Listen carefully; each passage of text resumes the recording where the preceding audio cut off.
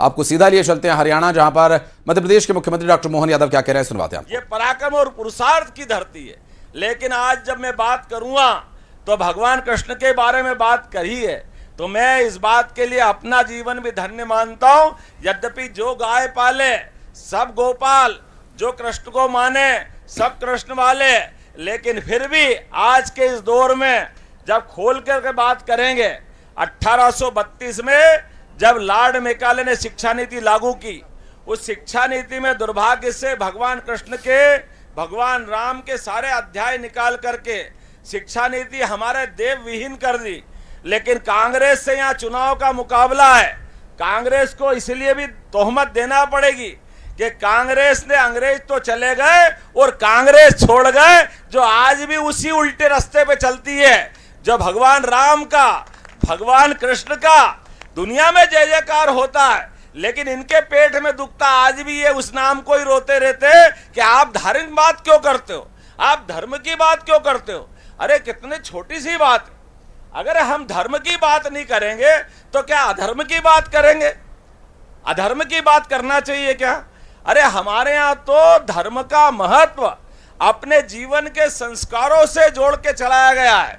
आज धर्म की बात नहीं करेंगे, और वो भी कब?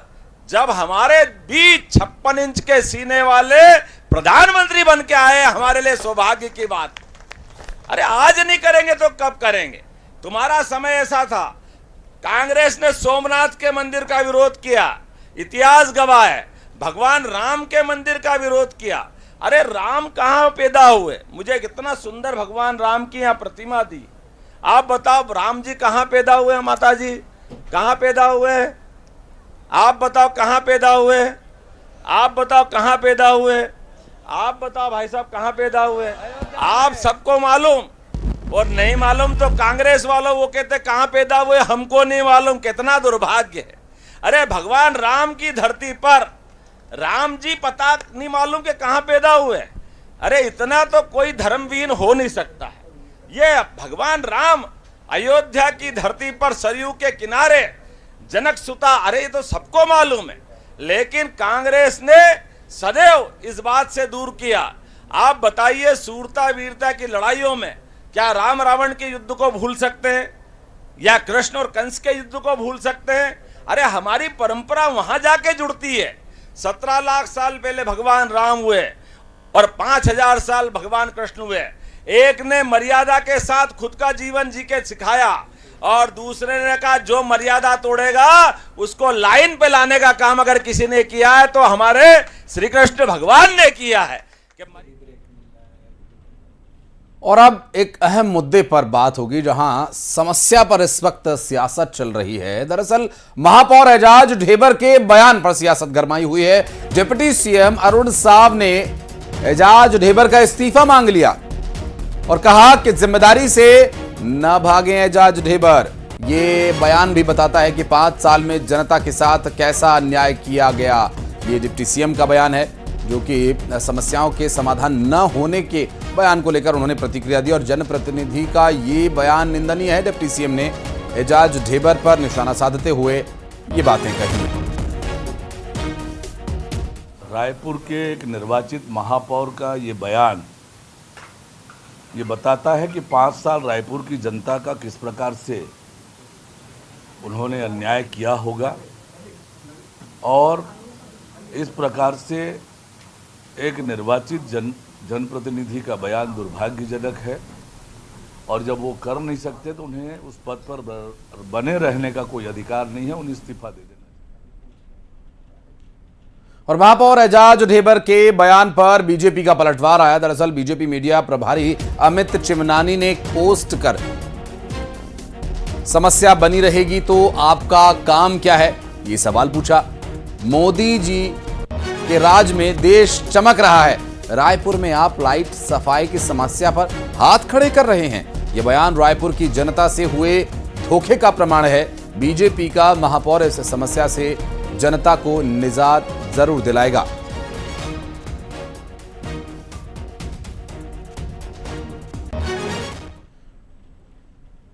और जिस बयान पर यह घमासान मचा हुआ है, आइए आपको वो बयान भी सुनवाते हैं। महापौर एजाज ढेबर ने कहा क्या था।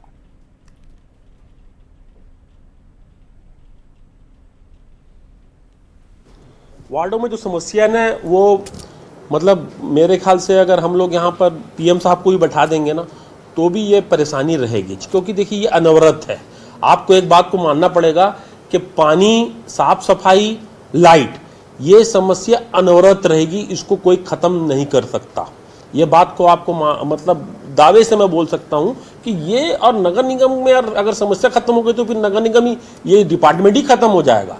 भाई जन्म से लेकर मरण तक के नगर निगम काम करता है और आपको ये बात को मानना पड़ेगा कि ये अनवरत है। इसको मतलब हम लोग ये नहीं बोल सकते कि हम 100% पूरा का पूरा काम कर गए। ये समस्या नगर निगम में कभी खत्म नहीं हो सकती, अनवरत रहेगी। और जिस तरह का बयान मेयर साहब का आया सामने, इस बयान के बाद अब भारतीय जनता पार्टी के कई नेताओं के बयान आ चुके हैं, कोई सोशल मीडिया पर तो कोई मीडिया के सामने इस बात को लेकर उनका खंडन कर रहा है, उनका विरोध कर रहा है। बात करेंगे, हमारी सहयोगी तनु वर्मा इस वक्त हमारे साथ जुड़ गई हैं। तनु, समस्याओं का समाधान हो नहीं सकता, ये तो अनवरत बनी रहेंगी, लेकिन समस्या तो यहीं से शुरू होती है जब काम नहीं होते हैं। ये बयान अब चर्चा में बना हुआ है।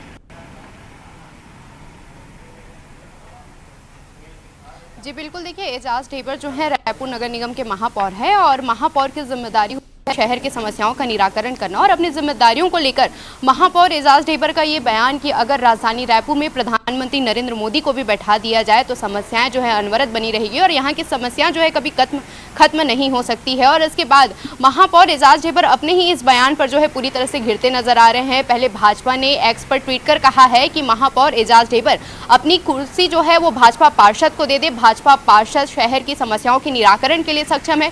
इसके बाद मीडिया प्रभारी अमित चिमनानी का भी बयान सामने आया। उन्होंने कहा है कि अगर आप राजधानी रायपुर की समस्याओं का निराकरण नहीं कर सकते तो महापौर जी आपका काम क्या है। इसके अलावा लगातार इस मामले को लेकर अब सियासत जो है वो तेज होती जा रही है। आज दोपहर 2 बजे भाजपा पार्षद दल जो है निगम मुख्यालय के सामने इसको लेकर प्रोटेस्ट करेंगे और साथ ही इस प्रोटेस्ट में वो मांग करेंगे कि महापौर एजाज ढेबर अपने पद से इस्तीफा दे दे।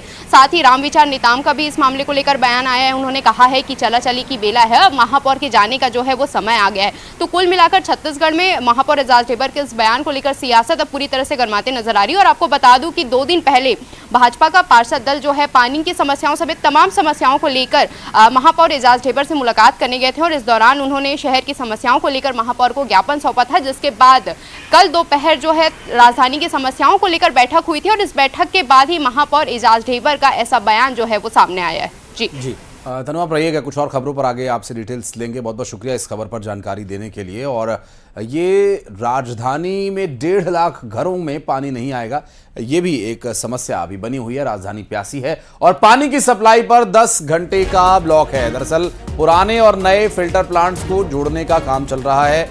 बैरन बाजार, देवेंद्र नगर, संजय नगर में पानी की सप्लाई बंद है। मुदहापारा में पानी की सप्लाई प्रभावित है और इस वजह से एक बड़ी समस्या रायपुर के एक बड़े क्षेत्र में लोगों को झेलनी पड़ रही है। बात करेंगे हमारे सहयोगी तनु इस वक्त हमारे साथ मौजूद है। तनु, लगभग क्या और कब तक ये परेशानी का हल हो पाएगा? अगर मेयर साहब की माने तो फिर ये परेशानी भी बनी रहेगी क्या?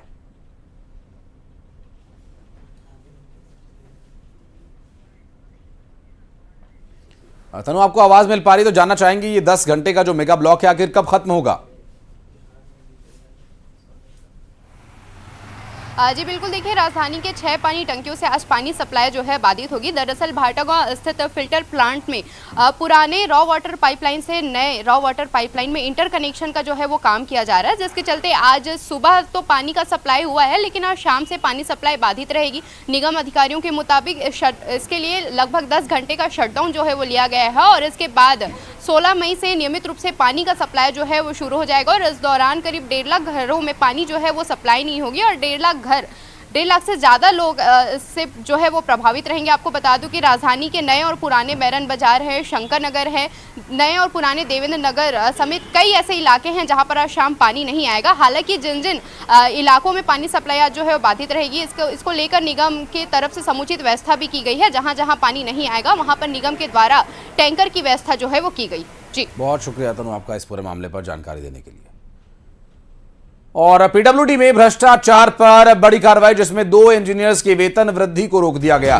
दरअसल नियमों का उल्लंघन कर खरीदी में भ्रष्टाचार की बात सामने आई और जांच में इस भ्रष्टाचार की पुष्टि हुई है। मामले में डिप्टी सीएम अरुण साव का बयान भी आया। कहा कि जहां भी गड़बड़ी मिलेगी कड़ी कार्रवाई की जाएगी। बाकी अधिकारियों के लिए भी यही संदेश है।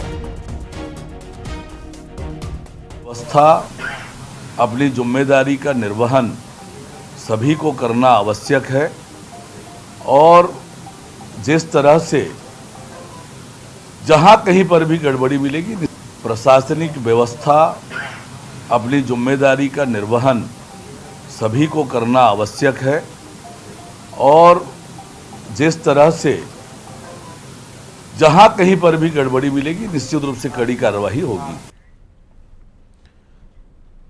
और छत्तीसगढ़ में समय से पहले दस्तक दे सकता है मानसून। जी हां, 15 जून तक छत्तीसगढ़ पहुंचने का अनुमान जताया जा रहा है। 19 मई तक अंडमान निकोबार में मानसून की एंट्री हो जाएगी और 5 जून से छत्तीसगढ़ में प्री मानसून की बारिश शुरू हो जाएगी। 13 जून तक बस्तर इसके पहुंचने की संभावना है और प्री मानसून से लेकर मानसून तक के बीच का जो समय बहुत ज्यादा उसमें अंतर भी नहीं है। और अभी जानकारी ये मिल रही है कि 4 से 5 दिन में अंडमान और निकोबार तक मानसून का असर दिखने लगेगा। 13 जून तक बस्तर पहुंचने की और छत्तीसगढ़ में दस्तक देने की जानकारी मिल रही है और 15 जून तक मानसून पूरे छत्तीसगढ़ पर असर दिखा सकता है।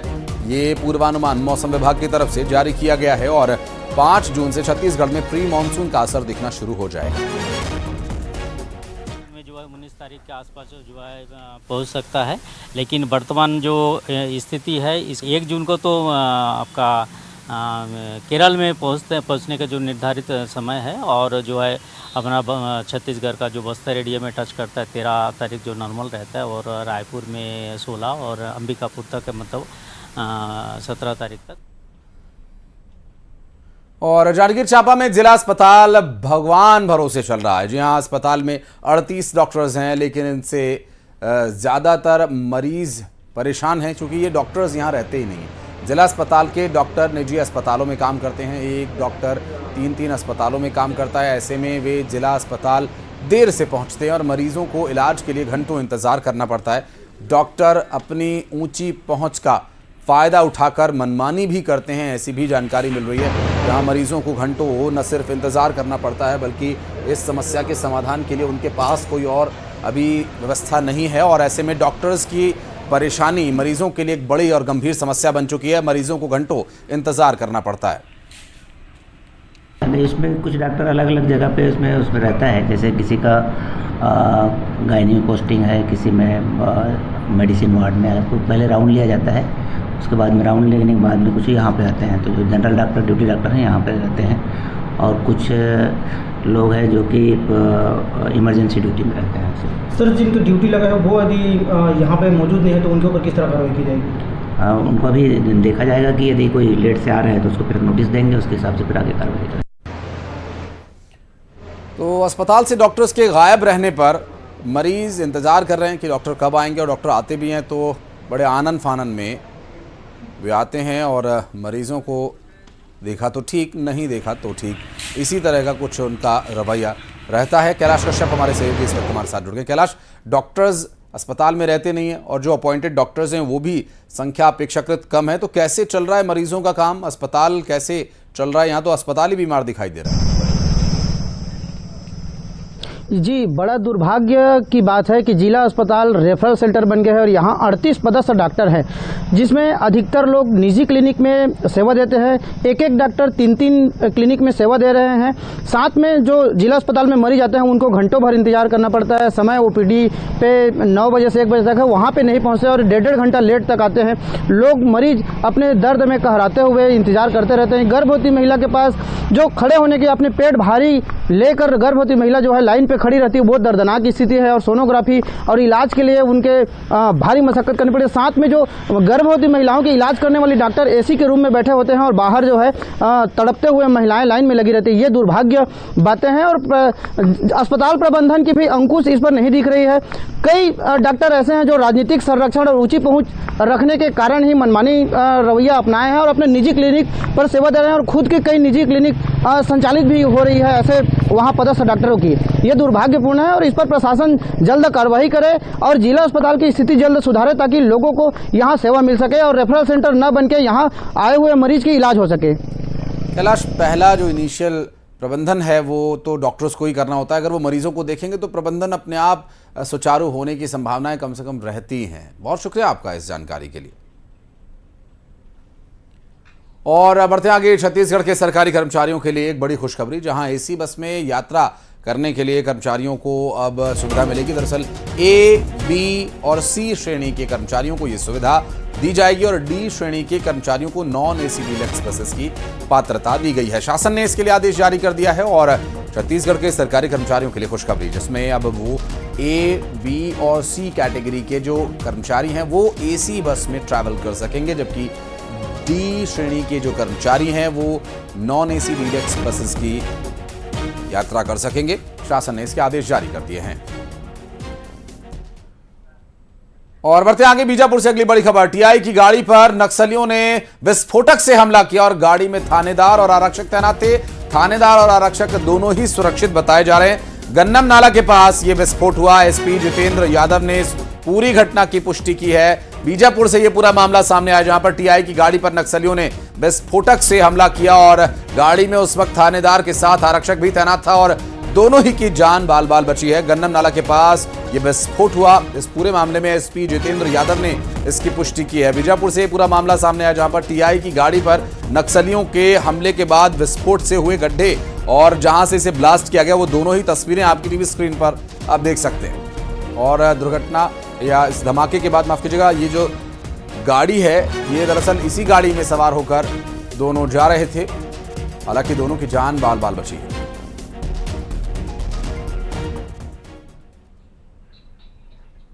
और नारायणपुर में कांग्रेस के नेता की हत्या के मामले में बड़ा अपडेट आया। दरअसल कांग्रेस नेता की हत्या के आरोपी गिरफ्तार कर लिए गए हैं। दुर्ग पुलिस ने 3 आरोपियों को गिरफ्तार किया। कल कांग्रेस नेता की हत्या की गई थी। मिल रही जानकारी के अनुसार कांग्रेस नेता की हत्या के मामले में आरोपियों की गिरफ्तारी हो गई है। 3 आरोपियों को अब तक गिरफ्तार किया गया है और इनसे पूछताछ के बाद और इसमें खुलासे होने की संभावना जताई जा रही है। आपको बता दें कि कांग्रेस नेता की हत्या के आरोपी को 3 आरोपियों को अब तक गिरफ्तार किया जा चुका है।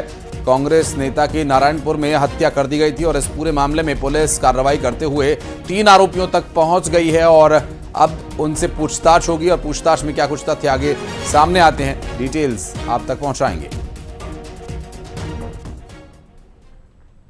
बढ़ते आगे, बस्तर में मतगणना के पहले कांग्रेस को मतों की चोरी होने का डर सता रहा है, जिसके चलते मतगणना स्थल के बाहर 24 घंटे कांग्रेस कार्यकर्ताओं की तैनाती की गई है। यहां कांग्रेस के नेता बाहर टेंट लगाकर दिन रात स्ट्रांग रूम की पहरेदारी कर रहे हैं। वहीं कांग्रेस प्रत्याशी कवासी लखमा ने सवाल पूछा है कि आखिर स्ट्रांग रूम के अंदर अधिकारी क्यों जा रहे हैं। भी आदमी सीसीटीवी देखकर बाहर आता है, अंदर तो नहीं जाता है। तो इसका शिकायत आज हमारा कलेक्टर के वकील के माध्यम से अभी दे रहे हैं। और ये जो लापरवाही अच्छा नहीं है, ये हमेशा इन लोगों को सरकार उंगली उठाता, हम लोग उंगली उठाते हैं, सही बात है। क्या लग रहा है, किसी प्रकार का डर है? डर पर नहीं रहेगा क्या? हम वहाँ सुरक्षित है, वहाँ क्या देखने जा रहे हैं? छेड़छाड़ करने के उद्देश्य से दिया गया है, ऐसा मेरा आरोप है। और अंबिकापुर में खड़े ट्रक से डीजल चोरी करते हुए एक सीसीटीवी वीडियो सामने आया, जहां 2 ट्रक से 130 लीटर डीजल चोरी किया गया। लखनपुर थाना क्षेत्र का यह पूरा मामला बताया जा रहा है। वो वीडियो भी आपको दिखाएंगे जिसमें चोरी करने का मामला सामने आया है और ये दरअसल ट्रक से डीजल चोरी कर रहे 2 लोग वहां पर दिखाई दे रहे हैं। तस्वीर में अंबिकापुर से सामने आई ये तस्वीर, वीडियो का जो दृश्य है वो देखकर साफ पता चल रहा है कि ट्रक के डीजल टैंक से डीजल निकाला जा रहा है पाइप डालकर।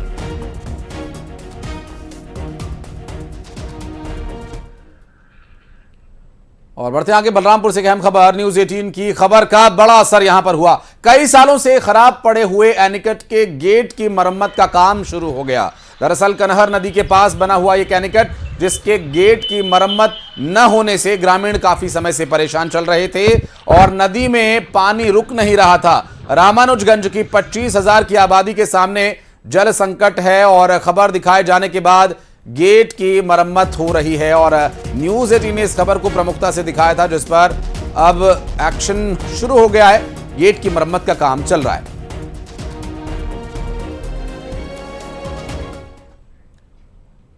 और न्यूज 18 पर मुसलमानों पर पीएम मोदी के बयान पर कांग्रेस नेता प्रियंका गांधी वाड्रा ने कहा कि पीएम चुनाव के समय हिंदू मुस्लिम करते हैं। उधर एआईएमआईएम नेता वारिस पठान ने कहा कि पीएम मुस्लिमों पर झूठ बोलते हैं। हर चुनावी मंच में जाके हर चुनाव को हिंदू मुसलमान बनाना है। और आज देश के प्रधानमंत्री वाराणसी में बैठे हुए, आज देश के प्रधानमंत्री आज के दिन वाराणसी में बैठे हुए इंटरव्यू दे रहे हैं, कहते हैं हिंदू मुसलमान, मैंने तो कभी ऐसी बात ही नहीं की। वाह वाह वाह। अब वो तो बोलते सबका साथ, सबका विकास, सबका विश्वास की बात करते हैं। और 2002 की मैं बात करूंगा, बिल्किस बानो जिसका बलात्कार हुआ था, उसकी माँ बहन का बलात्कार किया, उस कत्ल कर दिया, उनके जो कातिल जेल के अंदर थे उनको रेमिशन के तहत गुजरात चुनाव के पहले मोदी सरकार नहीं छोड़ा था। अब बोल रहे मोदी जी स्टेज से खड़े होकर बोल रहे हैं कि मुसलमान जो है घुसपैठिया है। वो स्पीच में उन्होंने 3 मरतबा नाम लिया है। और यहां रुक रहे एक छोटे से ब्रेक के लिए बहुत जल्द लौटते हैं।